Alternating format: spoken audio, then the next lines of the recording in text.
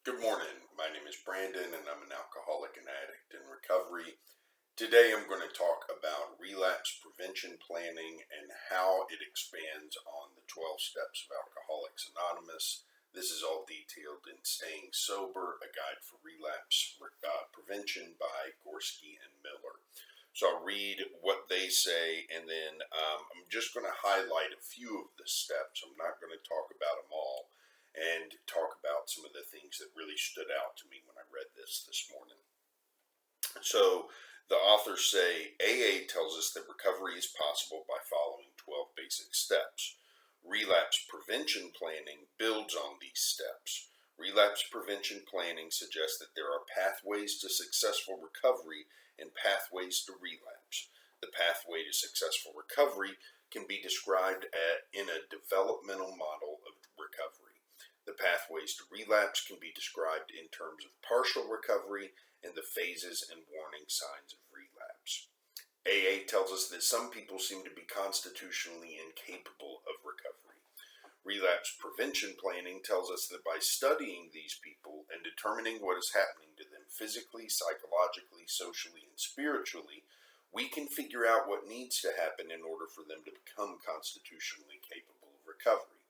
AA provides 12 steps to recovery. Relapse prevention planning applies them in a special manner to those who are relapse prone.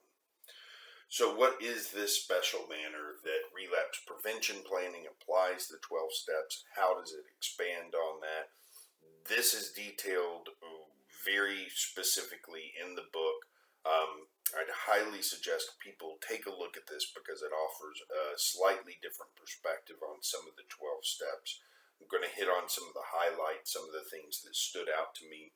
And the first thing that stood out to me was the way relapse prevention planning incorporates the first step.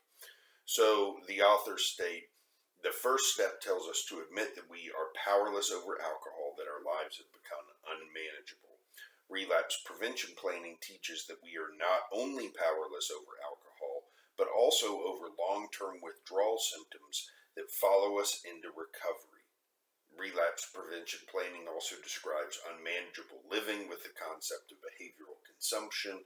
Life will remain unmanageable as long as we turn to obsessive or compulsive behaviors to avoid dealing with ourselves, our thinkings, our emotions, and our actions. So, relapse prevention planning takes and expands the idea of unmanageability past just the period when you're using alcohol and drugs and into sobriety. And indeed, in my experience, there's a lot of unmanageability in sobriety. And once you learn to accept that, accept the things that you can manage, and then use the skills that you're learning through a 12-step program or any other kind of program, spiritual program that you're working, or any kind of recovery program you're working, even if it's something like a SMART program or anything. Once you are able to apply your new coping skills to the unmanageability of life, the inherent unmanageability of life, that's when you can start on the pathway to recovery that they talk about here. So the next one that stood out to me was what they say about the second step, and they say relapse prevention planning affirms the second step promise of the possibility of recovery. It also confirms that recovery cannot come exclusively from within the relapse-prone person, because awareness is too distorted by addictive thinking and mistaken addictive beliefs. So you can't recover by yourself. You have to have a power greater than yourself, whether it is a group of people or whether it's a higher power. You've got to have a power outside of yourself that's helping you to recover. They must come to believe that they cannot do it alone, but there is effective help available, and that's the key. Can't do it alone. There is help available for me. And then what am I in charge of? I'm in charge of going and seeking that help and accepting that help and being willing to do what I need to do in order to make that help work for me. There is a power that provides that strength and courage to find and utilize knowledge, and methods to develop the discipline needed for recovery. So that's very important as well.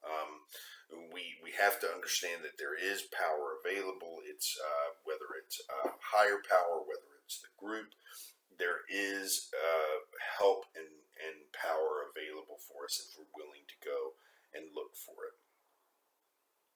So the fourth step, what they say about the fourth step is the fourth step tells us to take a fearless and searching moral inventory of ourselves.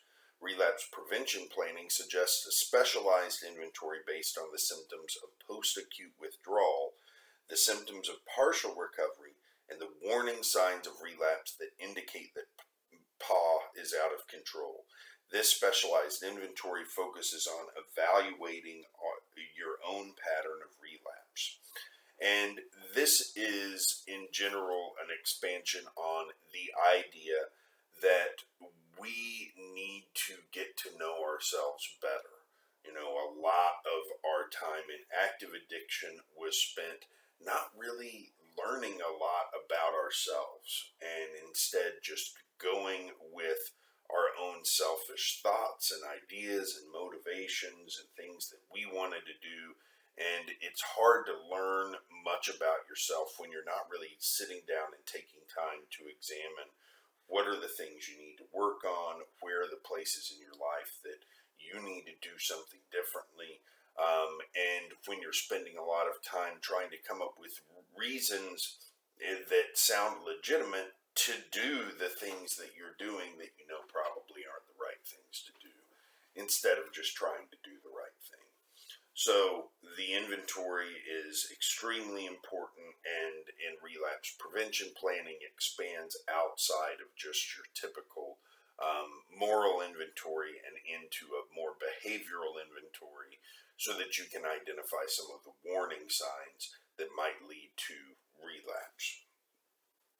And then regarding step 6, which is one of the most, I've found one of the most challenging steps and one of the most troublesome steps. Step 6 tells us to become entirely ready to have God to remove all of our defects of character.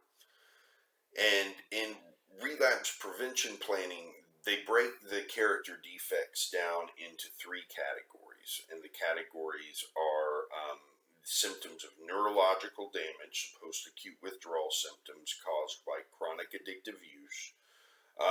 The second category involves addictive thinking and addictive mistaken beliefs that create discomfort in recovery. And the third category involves problems with thinking and living that interfere with spiritual growth and development. So, recovery prevention planning suggests that we become willing to recover from the physical and neurological damage of our addiction, as well as the psychological damage. This process is made possible through a program of spiritual growth that provides the strength and hope to persist in recovery without the need to turn to addictive use. So, our willingness is not just a feeling. Our willingness involves action and participation. And this goes on into step 7 as well. So I'm going to read what they say about step 7. Step 7 suggests that we humbly ask God to remove our shortcomings. God created an orderly universe. Addiction destroys that order in a person's life. But God has also created a process of restoring order. Recovery prevention planning suggests that there is a pathway to recovery. It is not easy, but it is there. By learning what that pathway is and asking for the strength to follow it, all 3 types of character defects will be removed with time. So you can take this and interpret it even without God in the equation. You have to have the willingness to recover. That's step 6. You've got to get the willingness to recover, the willingness to take action. Step 7 suggests humbly asking for something higher than yourself to remove your shortcomings. Could be God. It could be just the process. You could be asking this collective knowledge from all these people who've worked on processes like this to develop them. You could humbly ask that help you remove your shortcomings. It doesn't matter which of those approaches you take, because was, and what I wrote down here is, the key is become willing, then ask for these defects to be removed by participating in the process. So you don't just sit there and say, please remove these, and then wait and hope for that to happen. You participate in that process. And this is clarified. I'm going to read this part and then stop for the day.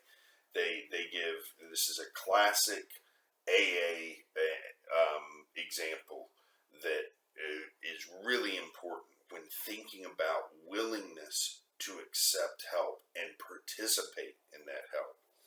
A man was drowning in a flood and he prayed for God to save him. A man on the shore threw him a rope, but he refused to grab it, saying, God's going to save me.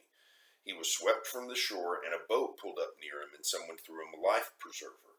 He refused to take hold of it, saying, God will save me. Finally, as he was drawn into swift rapids, a helicopter hovered overhead and someone dangled a rope in front of him. The man yelled, no thank you, God's going to save me. He then plunged to his death. A few minutes later, he stood before God. He was angry because God let him down, and he said, God, why didn't you save me? God said, what did you expect me to do? First I sent the man with the rope, then I sent a boat, and finally I sent a helicopter, and you refused the help all 3 times. So it's important for us to participate in the process, and that's the willingness that we're talking about here, the willingness to be rid of these things that are causing us problems, and then exhibiting that willingness by participation in the process. So that's the first 7 steps. I'll talk a little bit more about some of the other things I read when picking back up tomorrow.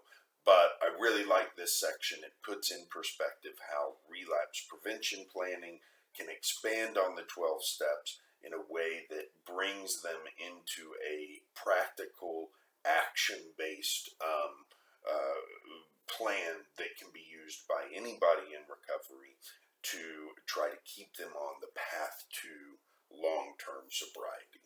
So I'll see you back here tomorrow morning.